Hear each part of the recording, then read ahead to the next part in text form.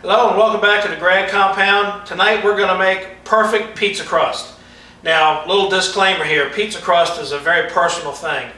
A lot of people like it a lot of different ways. The pizza crust I'm going to show you tonight is going to be like a hand-tossed crust, kind of a medium, not too crispy, not too doughy, but a very good, in my opinion, pizza crust. I've been working on it now a good 6 months, finally got it the way I like it.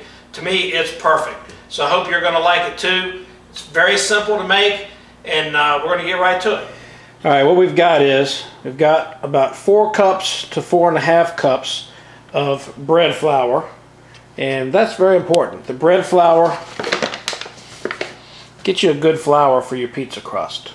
Don't try to use the cheaper stuff. The bread flour does a great job. So 4 to 4.5 cups of bread flour. We're going to put about a tablespoon of kosher salt in it.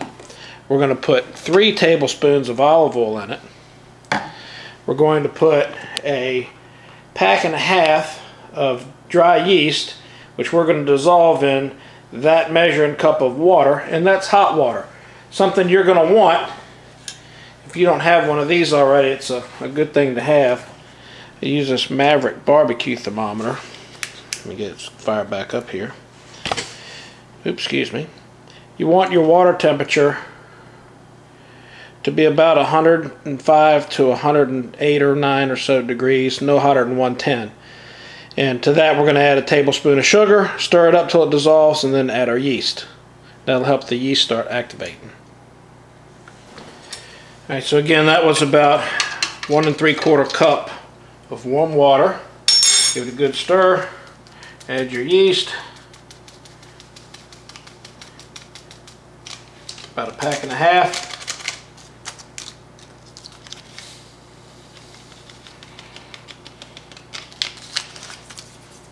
And stir that in until it's all dissolved. And just let that go ahead and activate while you're working on the other stuff. Alright, we're looking for about not quite a tablespoon of kosher salt. And 3 tablespoons of olive oil. 1, 2, 3. We're going to save some more. I'll show you a little trick when we actually build the pizza. Put that in there. And then typically, by the time you get that part done, look what your yeast looks like. Your yeast starting to activate. You got a nice foam on top of it. And you just pour that in there. Get a good stiff spoon and start stirring.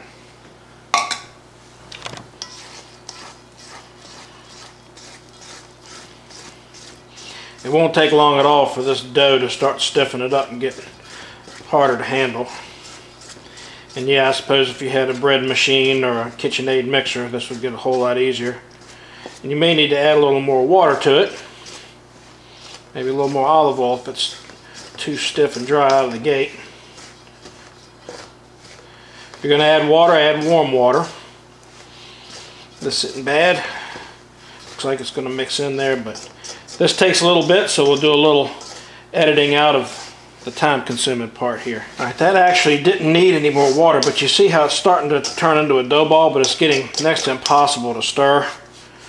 Be patient. Don't just start throwing water at it, because you'll end up with too loose a dough, and you're going to have to add a lot more flour. So once you get it to where it's hard to handle like that, get a little flour on your hands and get in there and start kneading it until you get all of that loose stuff in the bottom incorporated and get a nice dough ball.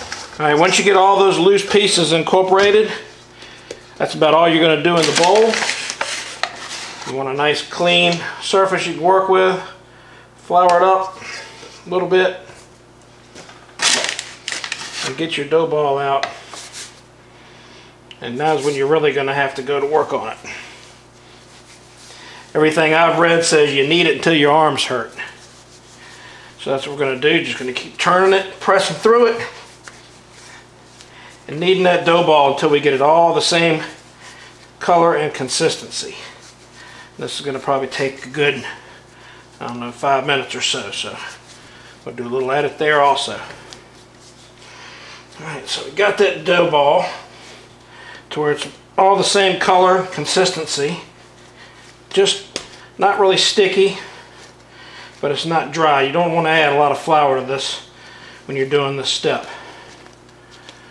Just turn the dough into itself, like that. And now we're going to divide this. We're going to make 2 large pizzas.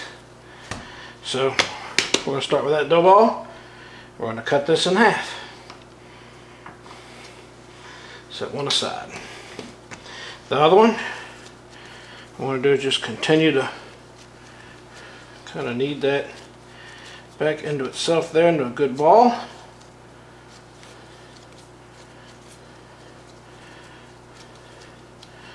Close up all that bottom stuff that you can. And you see that's about half again bigger than your fist. Get that made and get the other one. Do basically the same thing to that. So this crust recipe is going to yield 2 16, actually closer to 17-inch pizzas at the end of this thing. That's with a relatively thin hand-tossed style crust. You can make the crust thicker, obviously, by making the pizza smaller. But this is, again, is how I do it. So there, I got 2 dough balls pretty much ready to go. I'm going to show you what I do with them. I take 2 stainless steel bowls. You could use plastic. Put a couple teaspoons of oil in each one. And just basically take a paper towel and grease those bowls up real good.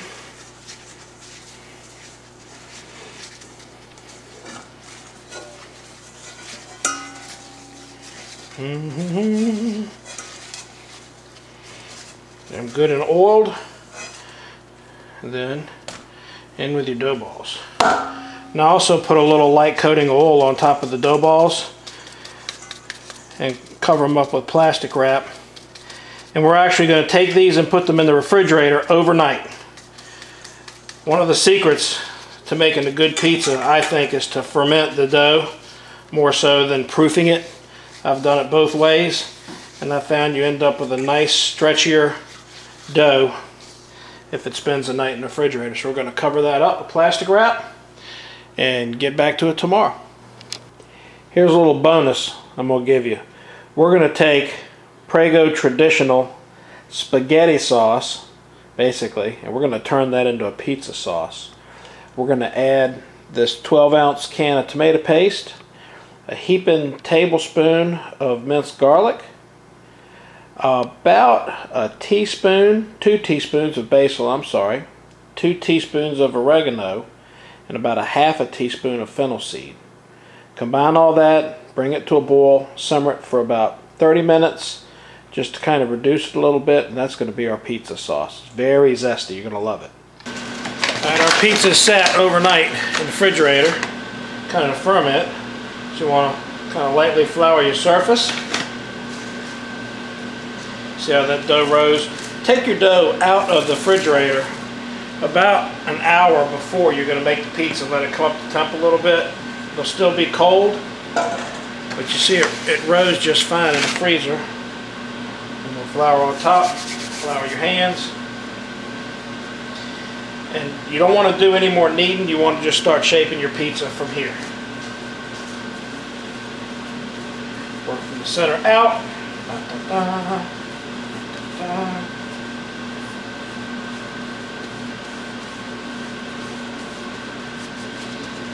You ever see artisan crust? Artisan crust is for people who don't know how to make their pizza round.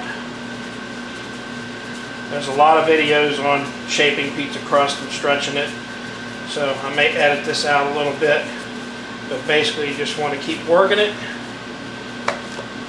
until you get it to the size and the shape that you want. And I like to keep pushing the thicker parts to the outside. Eventually it'll all end up about the same thickness.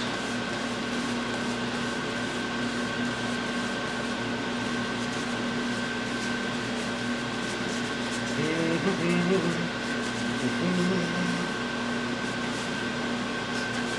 fingers and your fist underneath to stretch it out some.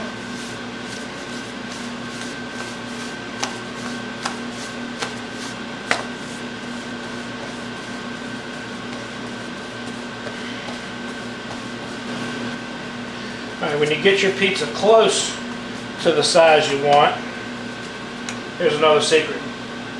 Pizza screen. Pizza screen gives you that nice, well-cooked crust all the way. You see this is a little short, so what you're going to do, the thicker part's out towards the outside. Just keep stretching it and working it until you get it as big around as you want it. If you want a thicker crust, not as big around a pizza. Just come around this side. So you see a little better. And just stretching and pulling until you get it the size you want.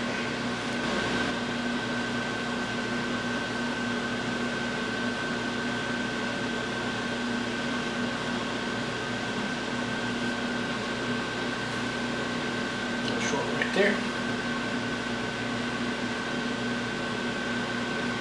So there you go.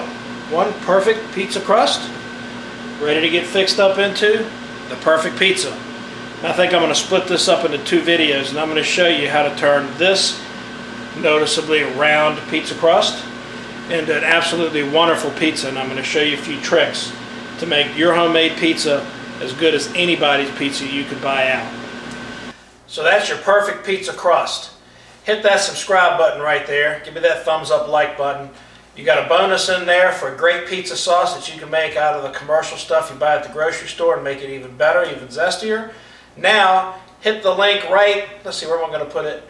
Hit the link right about here for your perfect pizza. I'm going to show you how to put this crust and sauce together to make an awesome pizza with loads of stuff on it. You're going to love it.